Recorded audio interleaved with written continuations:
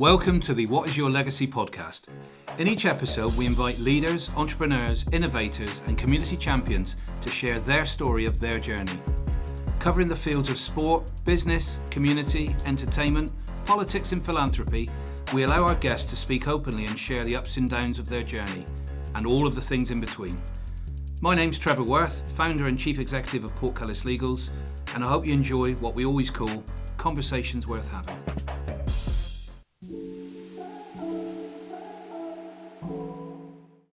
Welcome to the What is Your Legacy podcast. Our edition today has Argyle Director Nick Giannotti, who's based over in Washington, D.C., where he's the Chief Investment Officer for Red Bull Energy. Nick has given us his time today while he's in the UK, and obviously here for a couple of matches. And we're going to talk all things about where he's from, his background, why he got into football or soccer, and ambitions for Argyle and everything in between. So we hope you enjoy the episode. Welcome, Nick. Thank you, Trevor, for having me. Yeah. Our pleasure. Yeah. And, great seeing you. Likewise. And thanks for making the time. Yeah. I know you're only over for a short while because that's how the visits work, isn't it? Yeah. Because obviously based out in Washington. Mm-hmm. Yep. And my wife wouldn't agree with you saying short while. She'd say it's been here long enough, but yeah. Too long? Not long enough? It's one of those things, isn't it? But, yeah. So I'd like to start at the top in terms of. I think that the fan base, the supporters, would love to know who you are and your background, because we see profiles online and things like that. Sure. But tell me all about how you got involved with Argyle in the first place. Yeah. Where you live in the States, your sort of business and things like that. Yeah. Well, where to start, Trevor? It's a loaded question. That is, and there's a lot in there. So I can hear my wife saying, keep it short. Well, first off, so I live just outside of Washington, D.C., and been there ever since I've went to the University at Georgetown. Oh, yeah. And did leave for a brief little stint after that, but we've made Washington, D.C. our home. I've always kind of been a business person. I really cut my teeth in the world in banking. Yeah. What did you study at the uni? I studied languages. Did you? International relations, so government, politics, and things of that sort. I learned just enough to stay away from it all. Right, that's good. But to stay in the city where the action happens. So it's definitely a government city, isn't it? For sure. Yeah, I call it modern day Rome. Right, interesting. I call it modern day Rome. So.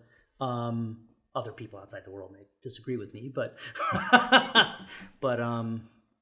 it's quite exciting and fun, and lots of things to do, and lots of activity, and obviously people, I think, watch us a lot. So, and for the better part of almost 15 years now, I've been focused on the renewables and solar business in that space. And that's Red Bull, your company, yeah? Yeah, and that's what's now transformed into Red Bull, to where we own and operate, over 1,000 solar power plants, as I call them. Right.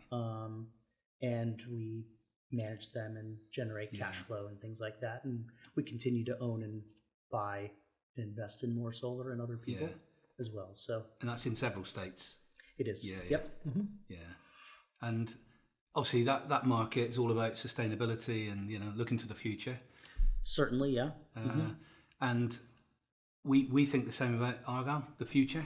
Yeah. We talk about where's the club going. I know there's the new 5-year blueprint, as it were, and ambition. We talk about, or certainly Simon does, about sustainability as a club. Sure. I remember when Argyle won the championship at. Not the championship League One at Port Vale. I was talking to the chair there, and she was on about how Plymouth is seen as a real model for sustainable investment and the way it grows, because a lot of football clubs obviously struggle on that front. You see a lot of yo-yos going on, don't you? So, so given the business you're in, it's quite an interesting thing that you're involved with Plymouth, because you obviously see it's a sustainable model, and it always needs investment, as we know. And again, we heard about that last week at the Fans Forum. So why did Plymouth come up for you on the radar? And you probably looked elsewhere, and obviously we won't. Yeah, I'd looked around, and I'd always had my ear low to the ground about opportunities to get involved in a football club. But it's interesting. Like the word sustainable or sustainability means a whole lot to all kinds of. It can mean anything, right?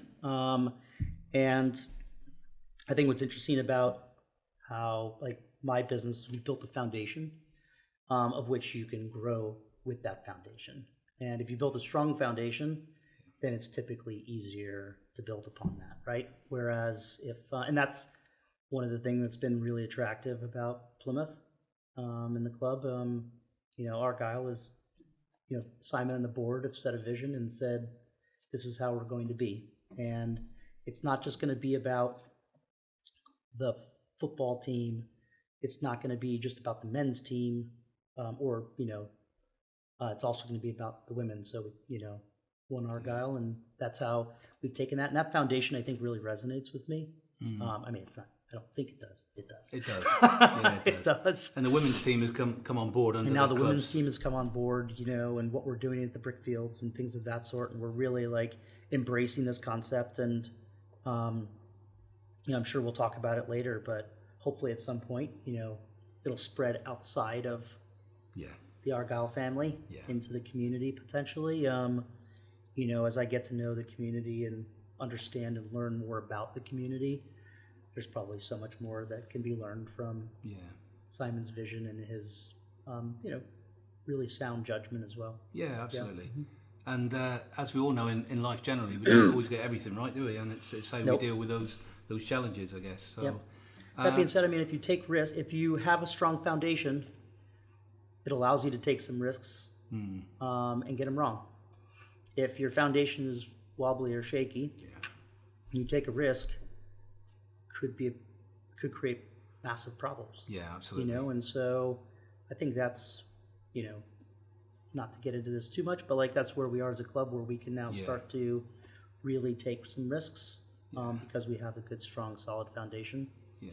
And I think lots of people who come from outside really appreciate that. Yeah. I know what you're saying.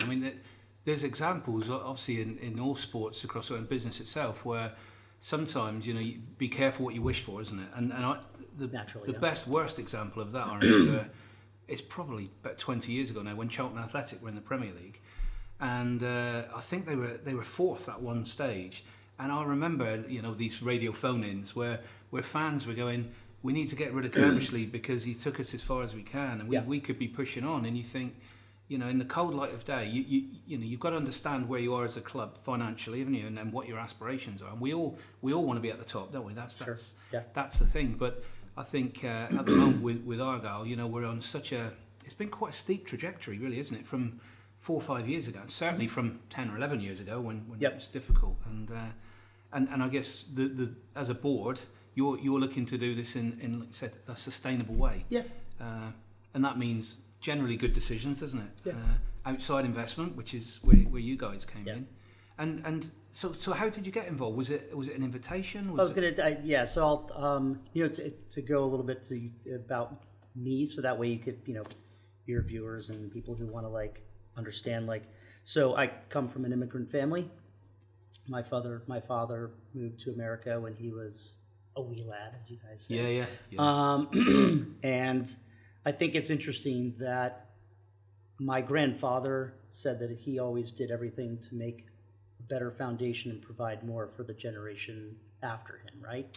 And then my family has taken that same type of approach and have basically set a solid foundation for us as kids, as our generation and my family, to then take risks and not have to worry to ever, and to go build something. And I think that's the same, and so I was so my father was an immigrant, moved to California when I was young, grew up in Southern California, sunny San Diego, just like here in Plymouth. Beautiful city. Yeah, it's just like Plymouth. Or as Wayne Rooney would say. Yeah, exactly. The Monaco of England, that's right. So, and that's where really my passion of football came about. So I think, as I've told you before, I spent 2 summers in England as a kid. And I jokingly say up north, the reality is everything is north Yes. Of Devon. From here, in absolutely. Particular. So as you hear in the chants in the terraces at times. So again, I think I was very lucky that I again had a football club, managers that understood how to set a foundation for a young boy, and to sit there and say, these are the principles and the things that we're gonna teach you on and off the pitch, give you experiences and allow you to thrive, and it's up to you whether you're gonna grab that or not. And so so I've had a lot of fun, and one of my mates from growing up played in 2 World Cups. His name is Steve Trundolo. Right. Okay. So great guy, and he's thrived. He played in 2 World Cups. Yeah. Spent his entire career with Hannover 96 in Germany. Oh wow. Really, really fun to see him. As we talk about young people come through the system, or just when you see young people and you know that they're talented. Yeah. When they're young, to then follow through on that and then create something enormous. Yes. And to see that potential blossom into something. Yeah.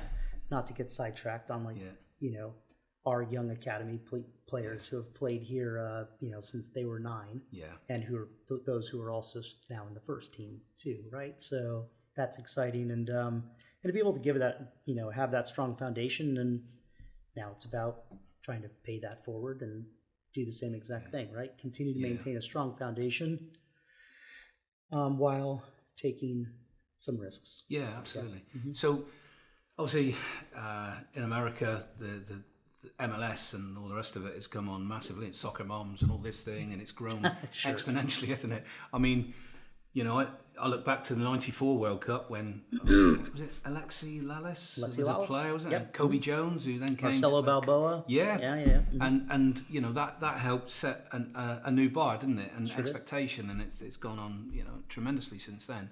So what as a young boy, what got you into soccer rather than NFL or ice hockey or basketball? It's really interesting.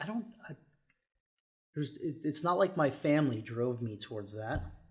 I think it was my friends, or again, it was something in my foundation, something kept me. And by the way, I'm the same height today as I was when I was 13 years old. Oh, yeah. So sure, I'm a little wider, but height-wise, I was actually quite big for everybody else that was in my grade. So I very well could have gone on and played American football. Right. I enjoyed ice hockey as a kid, and I was actually a really good hockey player. But when I was 14, 15, I needed to make a choice. If I was I couldn't play more than one sport. No. If I was going to focus on it, especially in America, going on to the university, and doing that and having that as a gateway was important. So I chose football, soccer. I just happened to be on a team that thrived and won 3 national championships, which was, again, crazy to think back. And I'm still friends with a lot of those guys to this day. That's what happens in sports, especially team sports. I think you make friends for life, don't you? It's friends one of those for life. Things. Yep. Something interesting, because obviously we do a bit of, I think we know each other fairly well. And as crazy as that sounds, I know it's ridiculous, isn't it? It's like we've not talked about how we met yet. That's the other thing. We'll come on to that.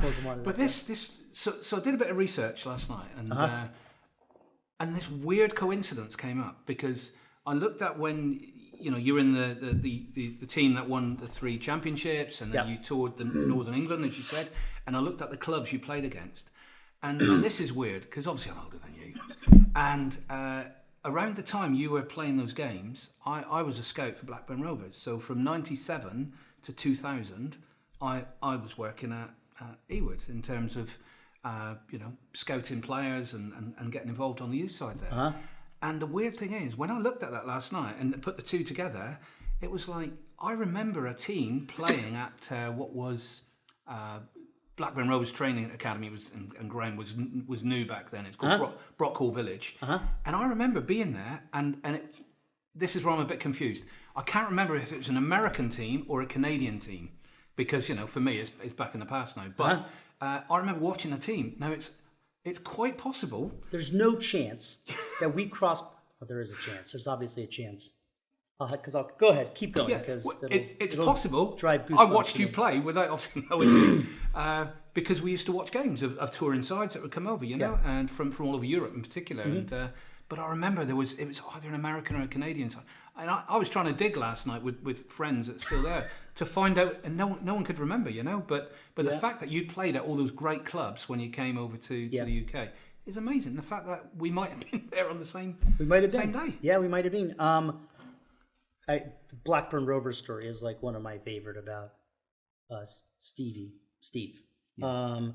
Is that that was like the first match that we had in England, and it's before cell phones and everything. And after the match, Derek comes over and goes, Nicky, go find me a telephone. And I'm like, why? He goes, Blackburn Rovers wants to sign Steve to a contract.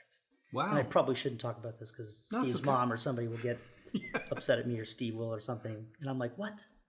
And he's like, yeah. I'm like thinking to myself, we're just kids over here to play football. We just having some fun. We just won a national title.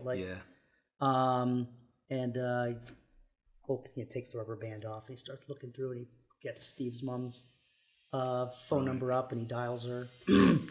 And all I remember is her yelling at him through the phone, saying, he's a boy, he's coming home, you're not signing him, I don't care what you're doing. She was the boss. Yeah, and so he came back, and a year and a half later he was in Germany. Right, yeah. So he went to school, he went to university for 6 months, and then he headed off. Fantastic. And he had a fantastic. And that journey began. And that was the first bit of like kind of whirlwind, and then of course we played Liverpool and beat them 3-2. And I remember a conversation we had in the pad, and with Michael Owen playing and all that sort of thing. Michael Owen scored 2 goals against us. And then just 4 months later he was making his debut on the Liverpool side of the Premier League. He was. It was amazing. To think back. Oh yeah, and he came out of nowhere, really, didn't he? In terms of into the Premier League in England and the rest of it. Amazing. So much fun. Yeah, and great to have played at that level, isn't it? With that sort of opposition. Yeah. But it's that thing as well. We talked earlier, touched on it very briefly about youngsters and giving them opportunities. Yeah. That's why as a club here, Plymouth is trying to invest through Evergreen and things like that, where you can send the young boys off to events like in Northern Ireland the other way. Sure. Yeah. It's just exposing them to different experiences, isn't it? Which will hopefully hold them in good stead. I was on a tour with my family, and we were up in Belfast, and I so wanted to just get off the bus because they were playing right there. They were down the road. They were just down the road. Yeah. And my wife, she would have killed me. Yeah. Play the long game. I know. It took a lot for me to stay on the bus. I bet it did. It's not bad. But Belfast's a great city, isn't it? Lots to see and do there. Oh, it's fantastic. Real vibe about it. Yeah, really nice. We went up and saw the Giant's Causeway, which was really, really just spectacular. Yeah. So and there's the Titanic, and obviously, and the Titanic. Game of Thrones is all. It's it's again a city who's been through torrid times over many years, but great place to visit now. Yeah. And as with most places, it's the people that make it, isn't it? 100%. Yeah. So, what are your thoughts on Plymouth as a city? Because I know you've spoken very openly about how you love coming here. I might take what they say in America, take the fifth. Yeah. Might plead. No, listen, we can edit. Don't worry. Yeah. So one of our guides when we were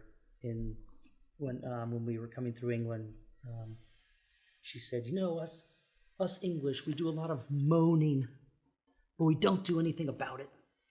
But we love to moan. Yes. Yeah, we're good at that. Yeah, we're good at moaning. Yeah. But we never tend to do anything about it. And do you know the best example of that, and you've probably seen it, is in restaurants where you can get a meal and you're moaning about it to the people you sat with and it's awful, and as soon as the waiter or waitress comes up and says, how's your meal? You go, oh yeah, it's great. It's fine. It's like we don't want to offend anyone. Yeah. So, and I know where you're from, it's the opposite, isn't it? You will challenge everything like that. Maybe. Or we'd just be too kind and move on with our day. Yeah. So, or maybe we do a lot of moaning in my family because my wife is English and Irish heritage. Yeah. So now she's figured out, oh, that's why I do a lot of moaning and nothing about it is because of where I'm from. Yeah, of course. It's in my blood. Yeah, it's just there, isn't it? Just there. So, no, but listen, the city, I think, I really enjoy the city. I think it's lovely.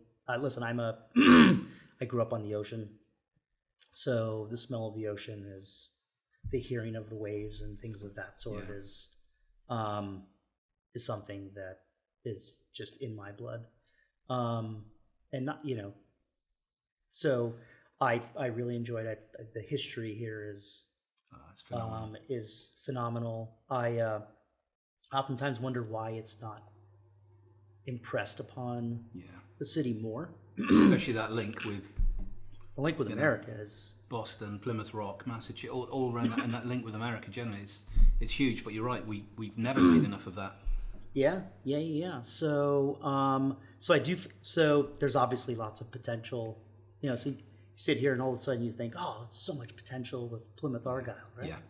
And then all of a sudden, as I said, you go outside the walls and you're like, oh, there's so much potential.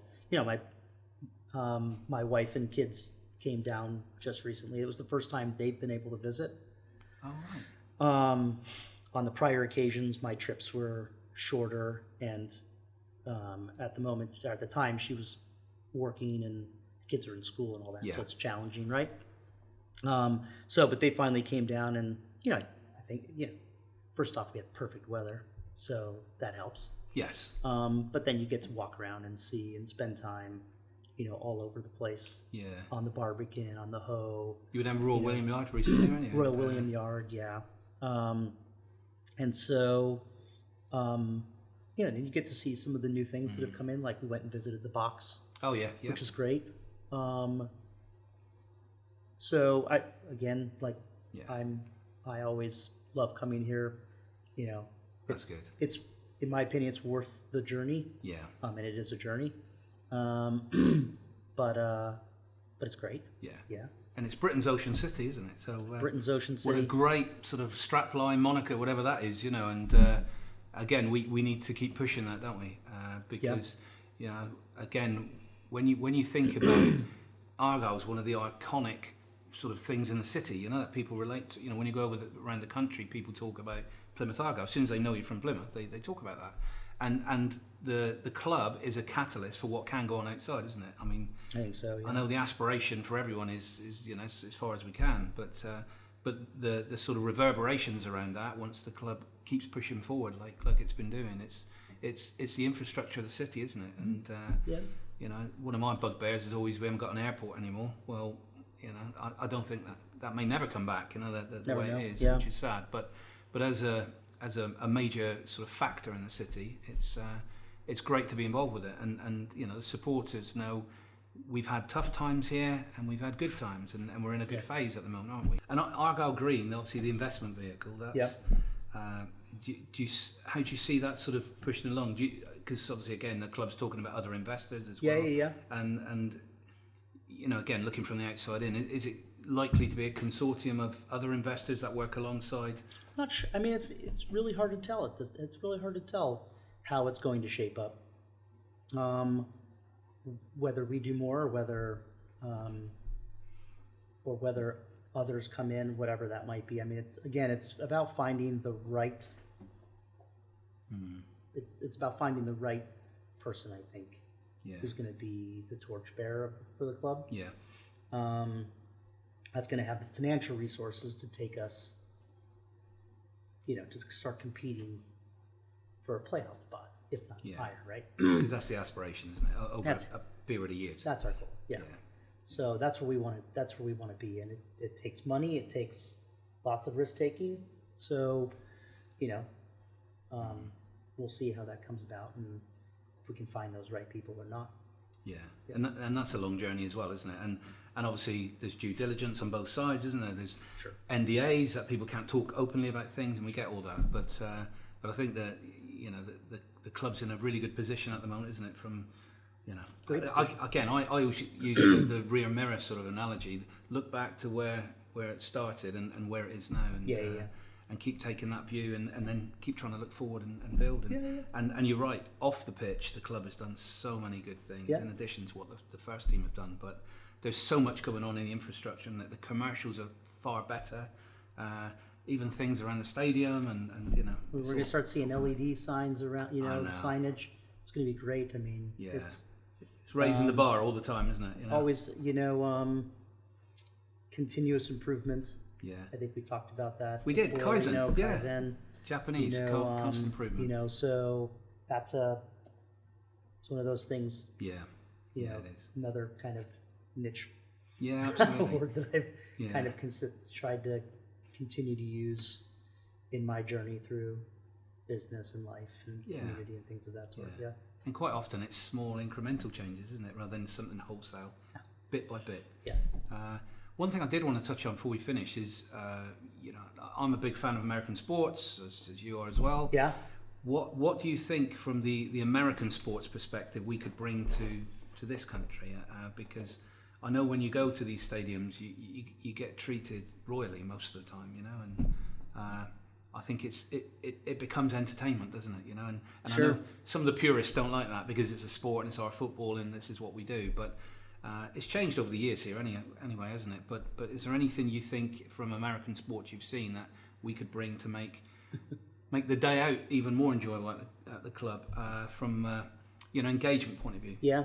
Rather than just the match at 3:00. Yeah, I mean, listen, what I think we're doing with this the fan zone and fan park, I think is one of the things that is a positive to bring over from an American.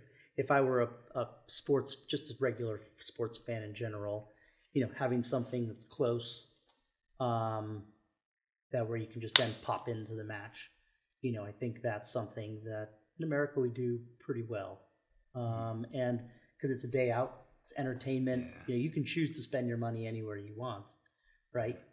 Going to the movie theater, to the cinema, where going to a musical or a play at night, so you have options. It can't just be about one thing. If you do that, then it's a day out. The other things all come with the other ideas from American sports. They all come with opportunity costs, right? Yeah. Everybody says to me, Nick, this is insane that you can't drink a pint and watch the match at the same exact time. There's so much money left on the table in England. Yeah. And then I sit there and I think about, well, sure, but it changed, then you have people who are, in America, you get up so often. Yeah. Because you're like, I'm going to go get a beer. Yeah. They bring it to you, don't they? Or they sometimes bring it to you, but oftentimes, whereas here, bang on, you're sitting in your seat for 90 plus minutes. Yeah. People are focused rather than focused on if they're going to go get a pint or something like that. Yeah, I know. Unless you watch rugby, and you can, because it's deemed sometimes as a more civilized audience, and they all sit together and they all drink beer, but we can't do it in football. But you can't do it in football now. So then it could take away from that.